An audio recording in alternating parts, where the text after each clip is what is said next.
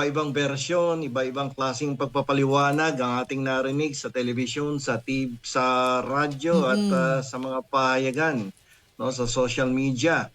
Ang tungkol dito sa implementation of the arrest warrant against Bongo, kay Bato de la Rosa at maging dito kay former Justice Secretary Vitaliano Aguirre. Aguirre. Mhm. Iba-ibang bersyon sapagkat kaninang umaga nagsalita itong si Ping Lacson, no, na kinakailangan daw idaan pa sa hukuman ang Mm. arrest warrant kung sakasakaling nag-issue na nga itong International Criminal ICC. Court.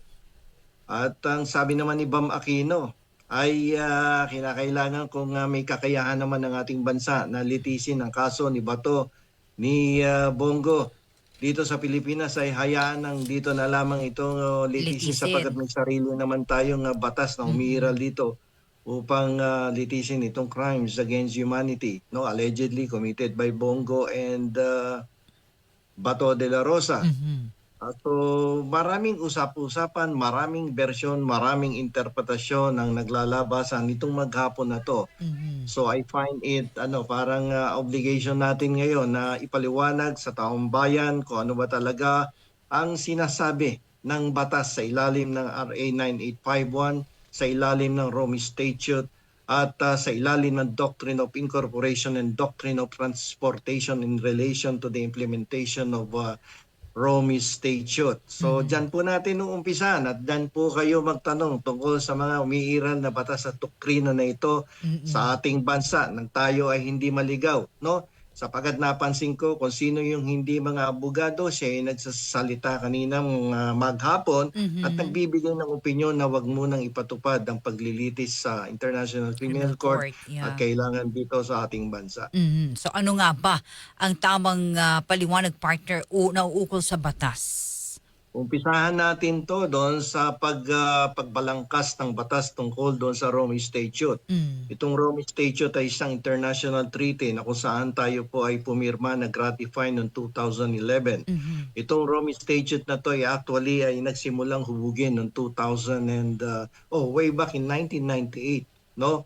At tayo ay kasali dito sa usapan nito, no? Mm. At pero ito ay ating niratifikan noong 2011. Mhm. Noong 1998, pagkaraan ng 10 taon o mahigit 10 taon, ang ating pong Senado sa pangunguna ng dating senador at yumaon ng senador na si Senator Miriam Defensor Santiago Santiago. ay nanguna sa pagsulong ng pagbuo ng isang batas na tinawag nating RA 9851. Mhm. No, ito yung batas na kung saan pinarurusahan ang mga krimen katulad ng genocide, crimes against humanity Mhm. at lahat ng mga krimen na nakasaad sa Rome Statute. Mm. Ibig sabihin, no, ay dito umiral yung doktrina ng transformation na kung saan ang Rome Statute ay mas lalo pang binihisan, pinaganda at Mhm. lalong inukit o pinaganda ang pagkakahubog ng batas na ito. Mm. At ito ay ginawang isang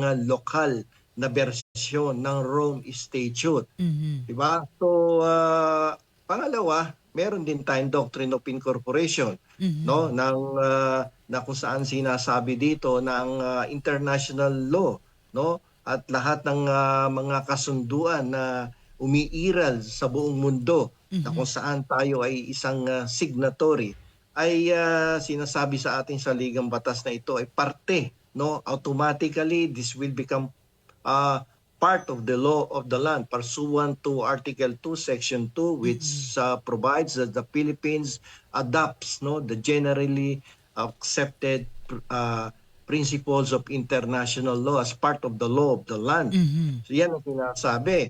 At so lumalabas na dito sa ating pinag-uusapan kung kailangan bang dumaan pa sa hukumang lokal Mhm. ang arrest warrant ni Bato at ni Bongo Mhm. ay kung iintindihin lamang natin ay hindi na kinakailangan dumaan ito sa lokal na hukuman sapagkat malinaw naman ang sinasabi ng ating mga doktrina, incorporation and transformation plus the provision of RA 9851, particularly Section 17 of this particular law na kung saan Mhm. sinasabi, no, na kung meron namang nag-iimbestiga na international tribunal, no, na umpisahan na. Ang ating bansa ay may diskresyon na ipagpaliban ang ating sariling investigasyon, lalong-lalo na kung Ah, mapapatunayan oo, na oo. wala tayong kakayahan o unwilling tayong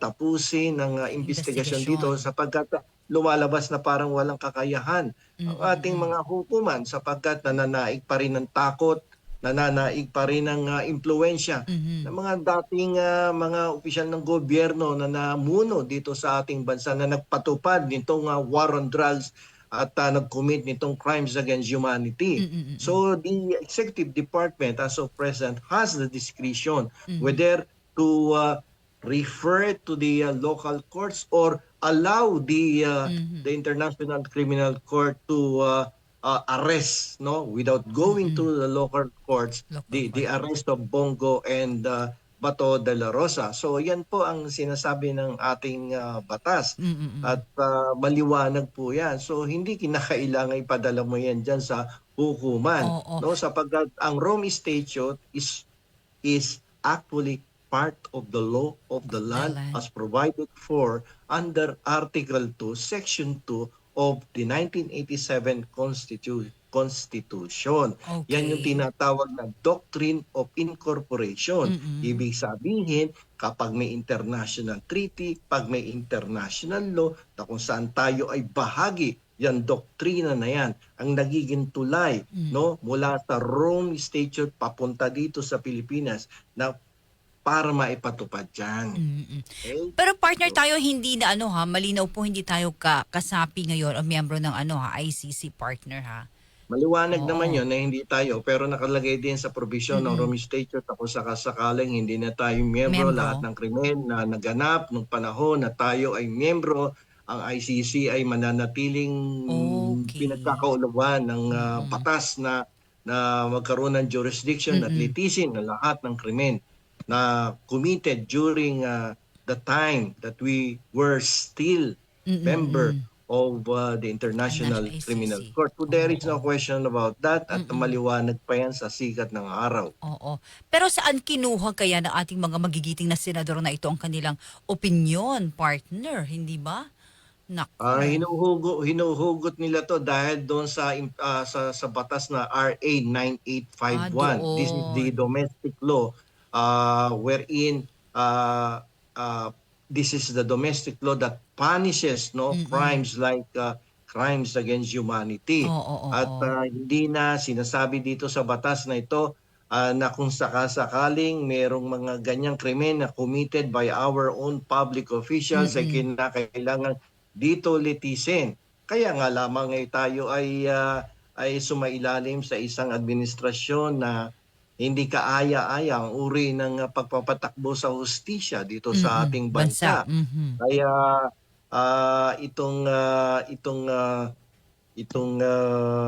RA 9851 na to ay nagsasabi na kung sakasakaling may ganitong klaseng krimen, crimes against humanity at naumpisahan na naman ang investigasyon or prosecution of those involved in the crimes against humanity, ay hayaan na sila ang maglitis nito. Yan ay Okay. nakalagay doon sa Mm. Section 17 of RA Mm. 9851. Oo, oo. At kung ating titingnan, yung 9851 is the local version of the Rome Statute. Ah, Yan lokal yan lamang ang batas na natin. lalong pinaganda ang Rome Statute. Mm. Kumbaga sa tao, mas binihisan ng RA Mm. 9851 ang Rome Statute upang masabi natin dito sa ating bansa, no, at sa mga international criminal courts like the ICC na teka muna, huwag kayong mag-imbestiga dito sa amin. Huwag Mm. niyong i-prosecute ang aming sariling mga public officials involved in the crimes of against humanity. Humanity. Yun ang sinasabi niya. Pero dito sa pagkakataon na to, hindi natin pwedeng sabihin yun sapagkat Mm. ito ay lumalabas na walang kakayahan, Mm. unwilling at malakas pa ang impluensya ng mga taong namuno noong nakarang administrasyon na kung Mm. sakasakali ay hindi natin makakamtan ng tunay na hustisya para sa mga biktima ng war on drugs. Kaya may diskresyon, no? Kasi alam mo tong RA 9851 na to, partner, ICC, opo. dalawa ang anggulo nito kung talagang babasahin mo ng husto to, no? Ang unang anggulo nito is that the provisions of this domestic law is mandatory in character. Talagang parusahan, no? Wala yung impunity na dapat hindi mo maparusahan mga nagkasala dito. Yung pangalawang anggulo nito, yung discretionary on the part of the state, no? Whether to allow or not the International Criminal Court Na to take makapasok. jurisdiction, Oo. no, of this particular case against Gu and De La Rosa for Oo. crimes against humanity. So Okay. dalawang anggulo dapat tingnan nila, mandatory provisions and discretionary. Hindi So kaya partner dahil syempre kampuan nila senador ito. O nandun na yung yun na nga lang ang problema natin dito, umiiral na naman ang politika dito, no, sa kaso na to. Nakikisama, naging kaibigan, kapwa siguro senador. pinakiusapan, kapwa senador, Yes, kaya ngayon partner. gustong padaanin sa lokal na korte. Sana naman pag-aralan yung mabuti ang batas natin at ang kasaysayan ng Republic Act 9851 na hinubog at sinusog ng namayapang senador na si Miriam Defensor Santiago.